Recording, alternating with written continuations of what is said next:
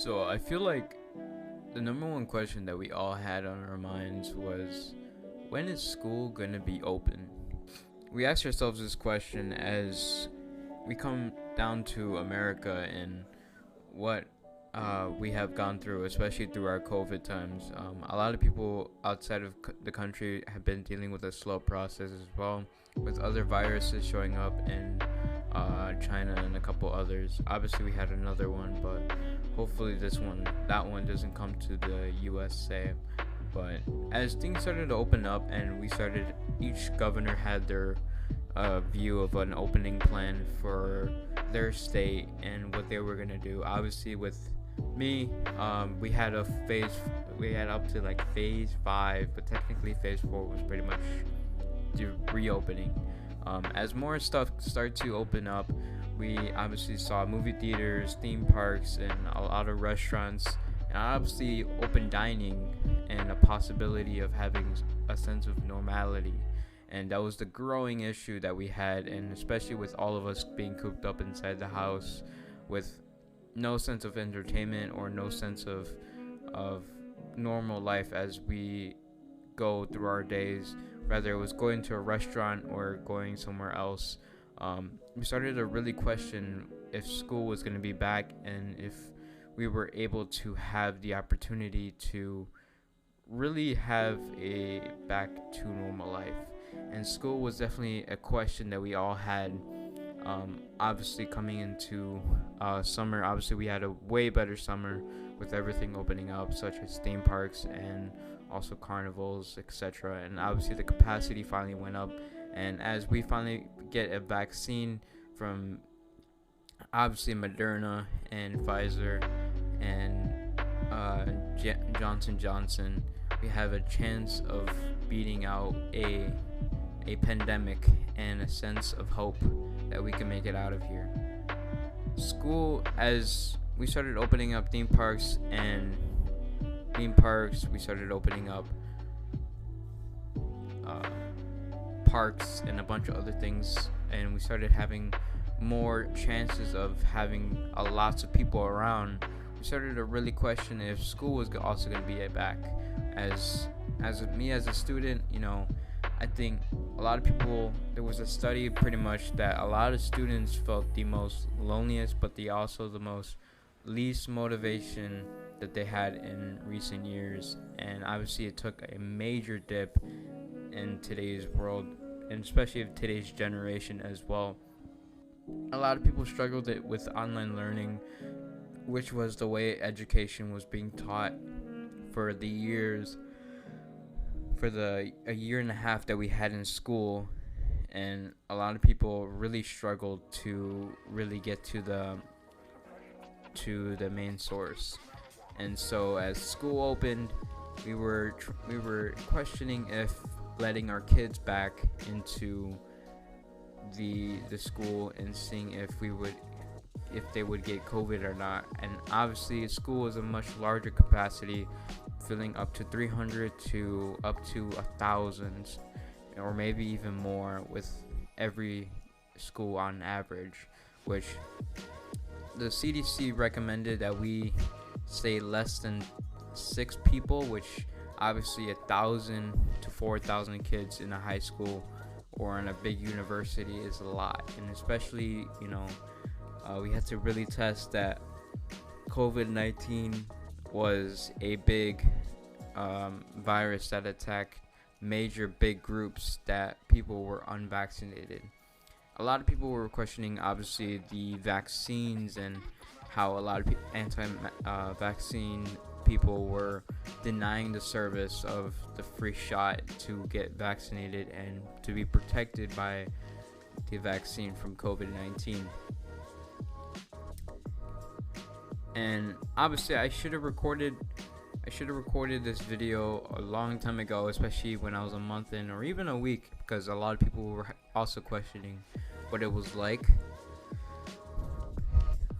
And obviously for me, the major benefits that I got from going back to school was definitely a sense of normality, of normal life, and obviously a new schedule for myself to really follow through and do all my tasks and go to all my classes no matter what, because I'm physically there and I can't do much, and obviously we need to stay in school.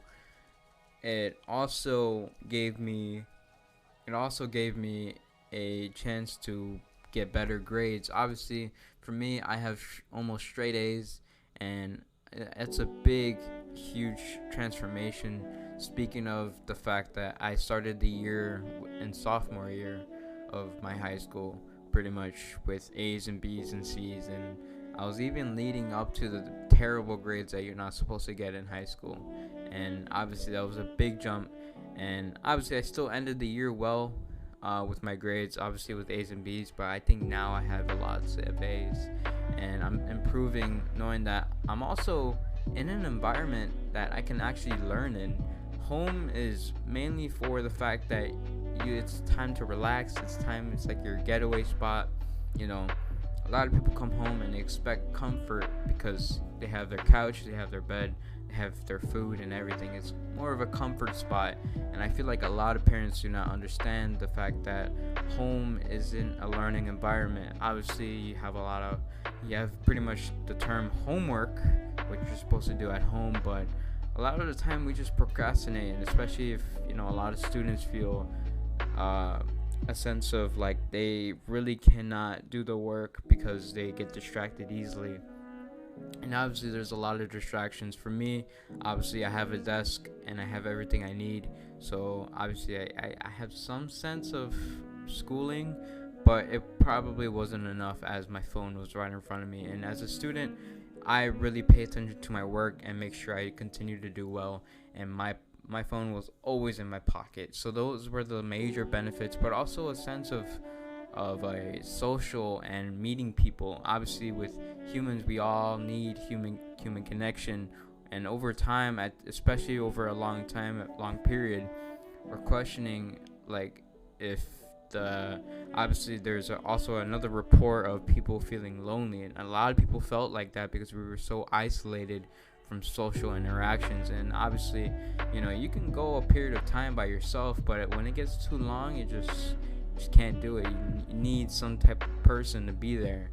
And the next point that I have is the fact that teachers are there to help you, and a lot of students felt the struggle, and obviously with going back to school, they feel like they have help waiting for them, and they have everything that they need. And honestly, like, that is very important as a student, that we're here to learn, and also to hear that get help from our teachers. And obviously with that window block closed with the computers, and the teacher doesn't have an opportunity to work with every single student that they need to get to. But yeah, those were the major points about kind of like what they going back to school brought for me. Obviously for 1 month duration, there was a couple reports of COVID-19 cases among teenagers, and especially children.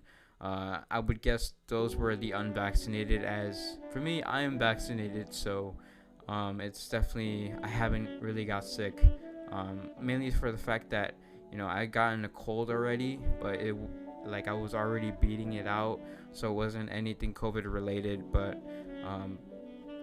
that was kind of my 1 to 2 month experience with COVID-19, and pretty much like my 1 month that I've been there continuously. Obviously we wear masks, so the people that really get it are the people that are continuously taking off, and usually you only take it off for really lunch, and that's really it. So it's kind of like over with and done. But the question is, should we go back to school, and should you send your kids back to school? And my answer is hell yes.